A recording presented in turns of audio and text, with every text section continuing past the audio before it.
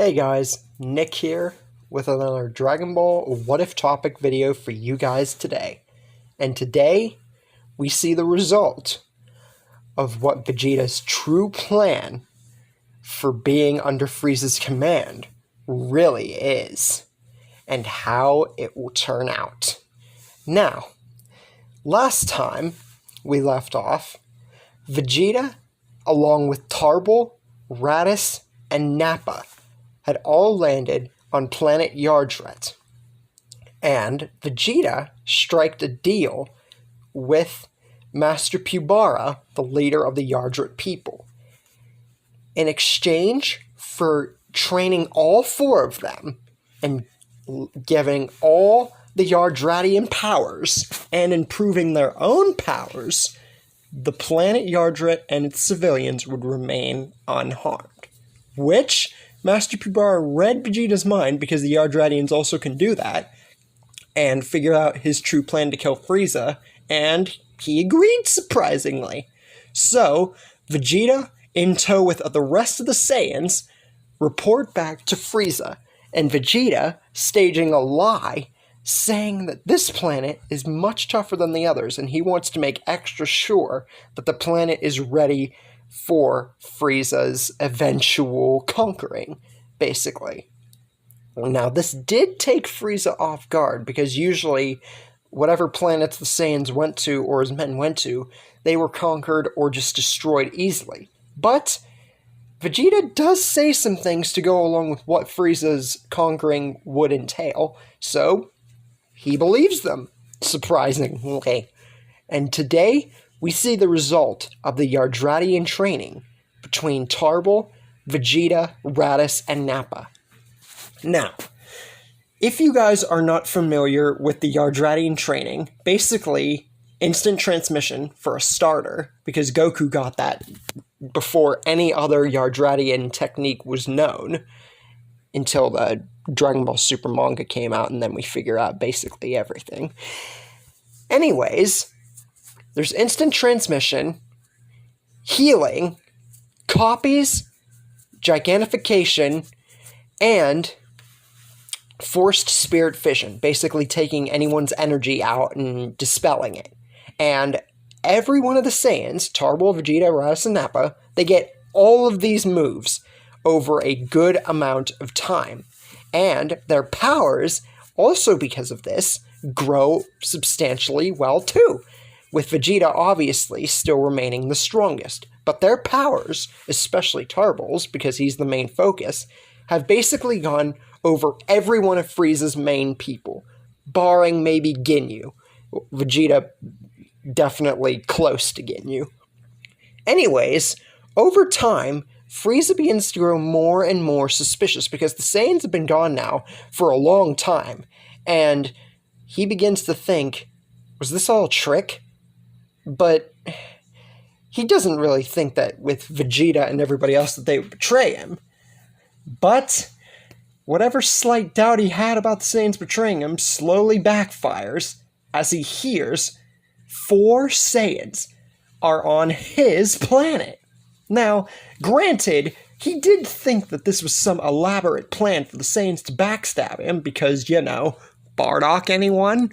But he didn't expect them to go to his planet specifically to target him. And he needs a closer look at this. And he gets on the scene to see Frieza's soldiers rushing at 4 distinct power levels. And who do those power levels belong to? Well, it's none other than the 4 Saiyans. And Frieza, he doesn't know what to say. The Saiyans are either extremely smart for keeping this from him, or extremely dumb for going to his planet specifically. Now, to get to Frieza as quick as possible, Cybermen are planted to deal with Frieza's men, the lower class ones, while the 4 Saiyans make their way specifically towards Frieza, because they know that even with Yardratian training, they can't defeat Frieza outright one-on-one. It needs to be all 4 of them together. And they've all gotten along really well over the years, so this isn't really an issue. Now, for Frieza's main guard, Dodoria and Zarbon were already on the planet because they were always around Frieza. But as for Qui, he's close enough to a vicinity that he can be called to help with the incoming threat of the Saiyans. So Qui and Dodoria are taken out by the likes of Raditz, who takes this ample opportunity to clone himself using a 4 times double Sunday, eradicating the two. Dodoria takes a little bit more effort, but you also gotta remember that along with everybody else, Raditz's power at this point in time would dwarf at least Dodoria's, if not even Zarbon. Speaking of whom, Zarbon is quite surprised that Raditz was not only able to clone himself into 4 separate beings to defeat Queen Dodoria, but he actually pulled it off. But he's not going to be taken down so easily. And he tells the group this, especially Raditz, and transforms into his monster state. Now, for Raditz alone, this is a little bit of an issue. Don't get me wrong, Raditz is able to fight him off, but it is still kind of a problem. He has to use Yardratian techniques to be able to keep up. But this distraction gives Nappa the opening he was looking for, and delivers a full power arm break, whereas this is meant to initially just break the arm. It actually was meant to knock him away, Zarbon meaning, and Zarbon takes the full effect of this and drops out of his transformation. He is very injured from this attack, especially being off guard. Frieza, being in close enough vicinity to witness all of this, because this is close to his quarters of the planet, just kills Zarbon out of spite, because he will tolerate no weak men under his influence, especially to Saiyans with these weird techniques. Now, the Ginyu Force, also being in close vicinity and hearing about the Saiyans' betrayal, arrive on the planet, and this overjoys Frieza, because even though the Saiyans have gotten stronger, he thinks that the Ginyu Force will be more than enough to put them in their place. Now, for who's going to fight who? Goldo fights the likes of Tarble. Now, where this fight would be completely one-sided if this were Tarble without any Saiyan training, any Yardrat training, this Tarble is much different, and I'm sure you guys can already pick up what I'm putting down. Even with Goldo's time abilities, Tarble knows plenty about this, especially from what Vegeta and the others told him, and prior experience to knowing about them originally. Goldo is completely and utterly outclassed. He doesn't even get to use any of his time attacks, and is defeated outright almost instantaneously. Now, for the others, Nappa and Raditz take on the likes of Recoome. Nappa delivering a full-power giant storm or volcano explosion, whichever name you really want to go with, and Raditz delivers a full-power Saturday Crush. And where these two tandem attacks would only do a little bit of damage to Recoome, this kills him, because, as I said, Nappa and Raditz individually, even with the Yardrat training, would have difficulty against the likes of even Recoome. But together, as we even stated with Goku and Vegeta, working together, Saiyan-wise, gets you places. And Recoome, he's nothing to these two attacks. Speaking of two, Burter and Jace try their tandem tag team attack, alliteration there, against the likes of Vegeta. But, like Namek Saga Goku did against the two of them, he's not as strong as Namek Saga Goku, but he is pretty close to the 90,000 range. And, with his Yardrat techniques and individual power, he's able to keep the likes of Burter and Jace off his back, and do damage to both of them in the process.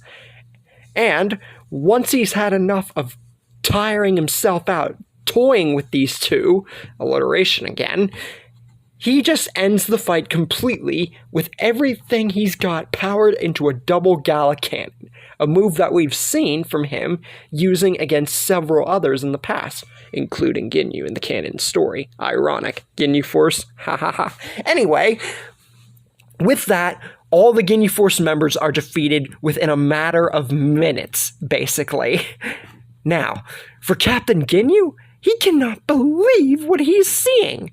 Sure, he expected the Ginyu Force to still have trouble, considering the fact that the Saiyans took out pretty much everyone else before, so maybe there would be a little bit of trouble, but he didn't expect all the Saiyans to win outright against all his men.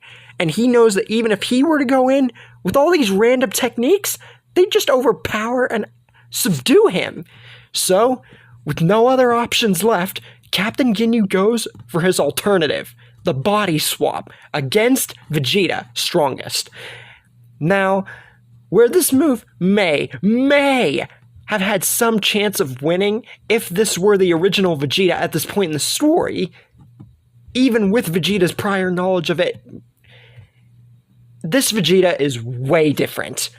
And just before Ginyu can pull off the effect of the body change, Vegeta instantaneous moves, or instant transmissioned, to Ginyu and just starts pummeling him something fierce. A more fierce version of what he did to him in the original story after Goku and Ginyu got their bodies back. Before Ginyu got changed into a frog, if you want to be specific. And whenever he's had enough toying around with Ginyu and just throwing him around like a rag doll, he just ends the fight and blasts him away. Similar to what he did to him in the original story in Dragon Ball Super's Resurrection F. And with that, the Ginyu Force and every other Frieza soldier has been taken care of. Now, Frieza, he's mad, like really mad, and confronts the Saiyans himself, saying to them that he should have known that they were up to something, and he just thought that they were off doing his work and that they were obeying him. But for them to just betray him like this and take out all his men, and he also tells them he doesn't know how all the Saiyans got all this power and all these new techniques, but they made a big mistake confronting him specifically. And he says to them that if they really wanted some kind of revenge, they should have gone for individual planets alone. And maybe that would have offered them some kind of chance. He doesn't know about the Yardratian techniques, nor Force Spirit Fission, which will come into play here in a few minutes. And he says to them that even if all of them together team up, he is much stronger than them, and that he'll prove it right here, right now, and he'll do to them what he did to their planet, and it even openly admits Planet Vegeta's destruction to their faces. And the Saiyans, already having slight doubts about this, they're now mad. Just as equally as mad, if not madder, after hearing this, especially Tarble. And this is the first changes of dramatic character development for the likes of Tarble. And with all four of them against Frieza, even though their powers are kind of close to him, they're not enough to match his 530,000 power level outright. But their Yardratian techniques and techniques alone are able to actually push him back. Now, Frieza does try to transform, but this is where Force Spirit Fission plays a factor. The minute that Frieza tries to transform, all four of them attack him, and this cancels out Frieza's transformation.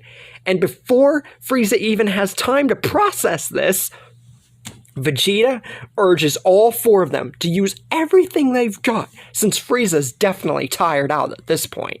And with every little blast of energy that the four Saiyans can muster, Frieza is taken out in his first form. And so ends the Frieza Empire, for now. And with that, Vegeta's finally got his wish, and Frieza is no more. After winning this battle, some time after, because Veratus didn't want to rush him, obviously, let him sank into this little glory hole of his. Now, he does mention, after a little bit, about Goku, or Kakarot, again, and with Vegeta feeling really jubilant at the fact that all 4 of them just took out Frieza, he entertains this and says that now all this is done, sure, we can visit Kakarot, because why not? It'd be nice to have another Saiyan to roam the galaxy and to see what Kakarot's been up to. And with that, this part ends with the 4 Saiyans making their way towards Earth, and King Cold still being alive. Why did they leave King Cold alive? Do they really think that he won't have some kind of revenge plan? Or is Vegeta sure that they cannot defeat him right now? What will happen later down the line with King Cold still alive? What has Goku been up to after his recent victory over the likes of Piccolo from King Kai's training? And how will the Saiyans and him interact now it's been later in the series that they meet?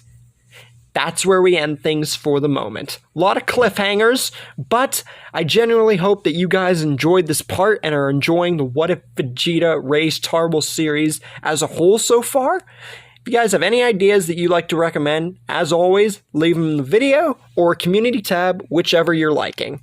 Anyways, I will see you guys next time.